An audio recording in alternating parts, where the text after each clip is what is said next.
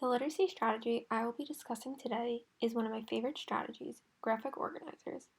In this presentation, I will explain the strategy, why it should be used, how to use it, how it could be differentiated to suit all students' needs, and lastly, model filling out a graphic organizer using the story The Three Little Pigs. Before we begin, let's define the term literacy strategy. A literacy strategy is a type of technique teachers use with their students to help improve their reading skills. Literacy strategies are commonly used while a student is reading to help understand what is happening in the text, otherwise defined as interacting with the text. Why should graphic organizers be used? Graphic organizers should be used to organize, clarify, or simplify complex information. Graphic organizers can be used to analyze parts of a text, separating certain elements such as the beginning, middle, and end of a story, recognizing patterns, or comparing and contrasting differences. Graphic organizers can also serve for dual functionality. For example, a KWL chart. KWL charts allow for teachers to assess students' prior knowledge they wish to learn, and the knowledge obtained by the end of the text or lesson. This further acts as a perfect pre-assessment and post-assessment tool. How can graphic organizers be used? Graphic organizers are a very flexible tool that could be molded to a lesson or certain grade level. There are also many different types of organizers, which we will view shortly. Graphic organizers can be used to put information into sequential order or define what information is important to a reader. Graphic organizers can also be used to focus in on one specific part of a text, whether that be character traits, conflict, setting, etc. When should graphic organizers be used? Graphic organizers can be used at any point in the reading process, dependent on the organizer of choice. This allows for a reader to really interact with the text and write down key details they find. Graphic organizers can be used individually or in a group setting. This would mean each individual has to fill in a part of the organizer, holding them accountable for certain information to reteach to their peers, further allowing a perfect literacy strategy to incorporate into any cooperative learning lesson activity. Here is just a small fraction of the types of graphic organizers that can be used. There is a mind map, perfect for writing down supporting details and examples to use in a book report or essay.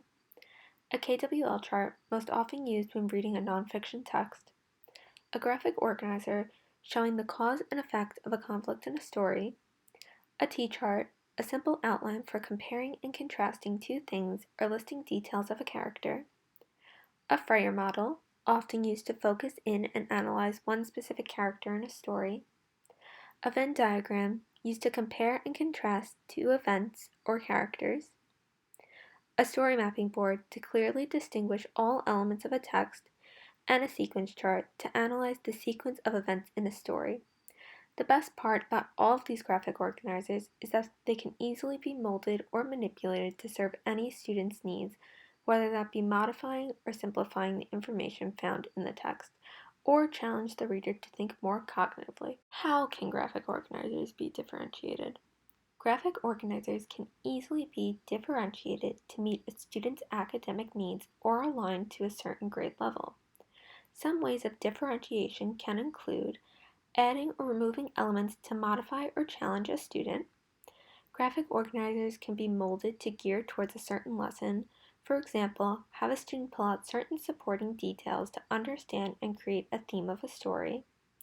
A graphic organizer can be visually modified to eliminate unnecessary animations that may be distracting, or change the shapes or parts of the organizer to allow for more space to write, or allow drawings for students who have difficulty expressing their thoughts through writing. Lastly, graphic organizers can also be digitally accessible on many different platforms. Luckily, with modern-day technology, almost everything can be accessible digitally, including graphic organizers. There are many different types of applications and platforms for students to access graphic organizers. Applications such as Mindamo, Padlet, Poplet, and Venngage are some of the most popular graphic organizing tools for students. I have also linked a website which explains many other graphic organizing tools used in education and the workplace to complete solo or collaborative projects. But if a student does not have access to these applications, a teacher can easily create a graphic organizer on a Google document to share with their students through their personal Google Classroom. Now I will model how to use the story mapping graphic organizer after reading the fairy tale The Three Little Pigs. After reading the story and knowing the resolution, I can understand the theme of this story may be taking the time to complete a project pays off, since the third pig's house was made of bricks and did not collapse when the big bad wolf tried to blow it down. I'm going to write down my theme in the middle of the organizer. Now, what was the setting? The setting changed a lot in the story, but the story took place at the houses of all three pigs. In the story, there were 4 characters total, so I'm going to write it in the right-hand corner. The 3 little pigs and the big bad wolf were the main characters. Now, what was the conflict? Oh, right. The conflict was the big bad wolf continued to blow down each of the pigs' houses until he reached the third pig's house made of bricks.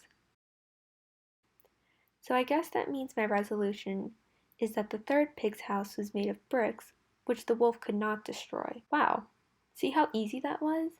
Now I have all the important elements of my story in one chart to refer back to later on.